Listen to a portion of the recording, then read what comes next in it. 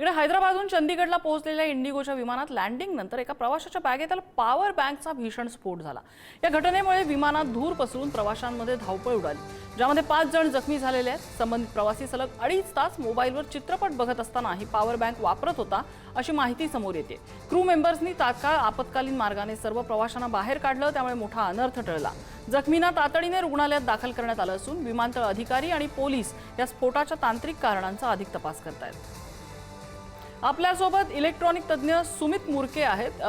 Sumit ji, power bank किंवा mobile battery सारखे जे प्रकार, लिथियम बॅटरी सारखे जे प्रकार असतात, हे ऑनबोर्ड घेऊन जावे असं काही काळापूर्वीचा नियम होता। यात काही बदल झालाय का? कशामुळे हा प्रकार घडला असावा?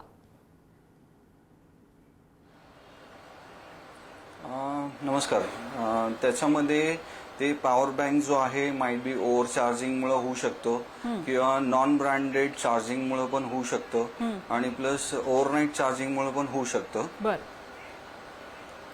ऑनबोर्ड अशा प्रकारे त्याच्यामध्ये जे केबल्स आणि अडॅप्टर्स जे यूज करतात, ऑनबोर्ड ज्यावेळेला हे लिथियम बॅटरी सारखी इक्विपमेंट्स म्हणा किंवा लिथियम बॅटरी, पॉवर बँक यासारखे प्रकार हे ऑनबोर्ड घेऊन जायला आपल्याला सांगतात, तर ते सेफ आहे का, सुरक्षित आहे का? नाही, सेफ पण नाहीये आणि ऑनबोर्डिंग करायला अलाउ पण करत नाहीत। बर, सुमित जी, धन्यवाद तुम्ही दिलेल्या माहितीबद्दल।